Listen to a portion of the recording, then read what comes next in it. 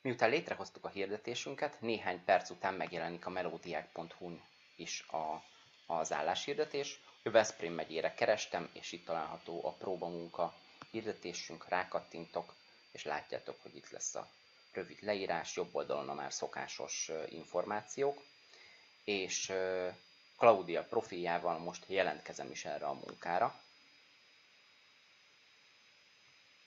Kapunk egy megerősítő üzenetet, sikeres jelentkezés. És innen jön a nagy újdonság, hogyha visszalépek ebbe az álláshirdetésbe, vagy a listanézetre, akkor megkeressük itt a próbamunkánkat.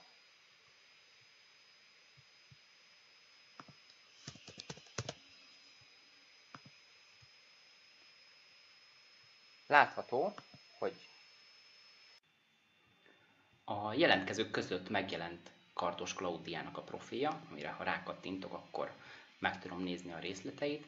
Itt azokat a személyes adatokat látom, amiket most alapértelmezetten beállítottunk, de ezeket később fogjuk tudni majd az igényeknek megfelelően módosítani. Most látjuk az e-mail címét, a születési dátumát, illetve a telefonszámát, valamint itt látunk egy 5 csillagos értékelési folyamatot, amin én, mint projektvezető értékelni tudom Klaudiát, hogy mennyire volt megbízható, időben megjelent a munkákon,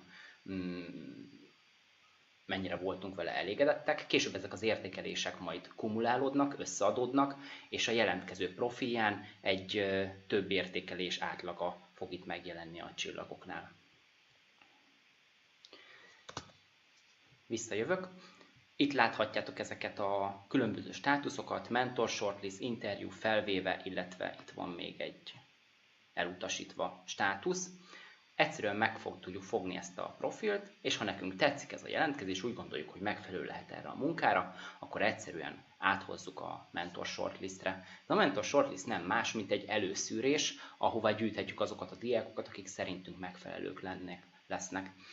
Ha még innen is szeretnénk tovább menni, és interjúra szeretnénk küldeni a diákot, vagy úgy gondoljuk, hogy ő második körbe jut, akkor áthozzuk a következő státuszba, ezeket jobbra-balra lehet húzogatni, de azért arra figyeljetek, hogy minden egyes státuszváltozásnál a jelentkező az kap egy e-mail értesítést, amit amúgy, ha ide kattintunk, és lejjebb görgettek, akkor itt lesz a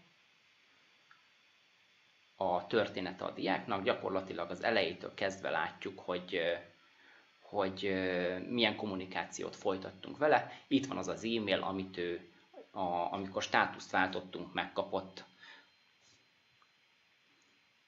Az ebben a csodálatos, hogyha Claudia válaszolna erre az e-mailre, akkor az egyből bekerülne ebbe a logba. Úgyhogy a jövőre nézve azt szeretnénk, hogyha a diákokkal való kommunikáció az egy az egyben itt rendszeren belül történne, és minél kevesebb e-mailezés lenne levelező programon keresztül. Itt amúgy tudok üzenni Klaudiának, hogy legyen szíves, töltsön föl egy önéletrajzot, utána fel fogja tudni azt tölteni, és utána még itt a dokumentumoknál meg is tudom én tekinteni majd Klaudiának az önéletrajzát, és nem kell ezt mindenfele keresgélni.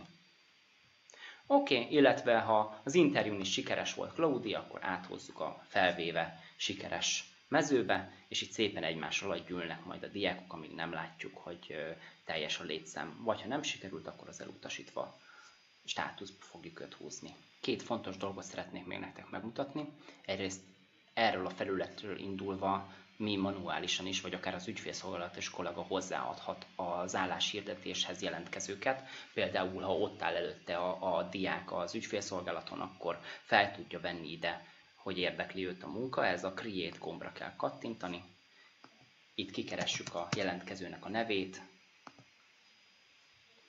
bejön a profilja, és mentés.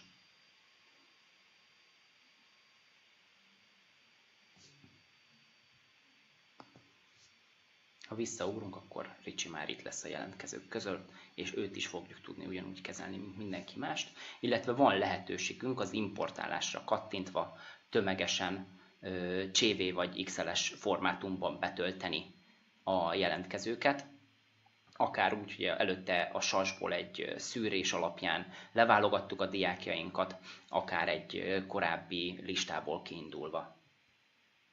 A másik hasznos funkció, hogy nem csak a diákkal fogunk tudni kommunikálni, hanem tudunk saját magunknak jegyzeteket létrehozni a diáknak a profilján. Ha a log note-ra kattintotok, akkor beírhatjuk, hogy Claudia nagyon ügyes volt, de szívesebben dolgozna az Invitelben, és be tudom tegelni hozzá a kolléginát, aki erről így értesítést fog kapni a saját felületén, és tovább tudja vinni ezt a profilt. Így elsőre ezeket a funkciókat szerettem volna nektek megmutatni. Használjátok bátran a HRM-et.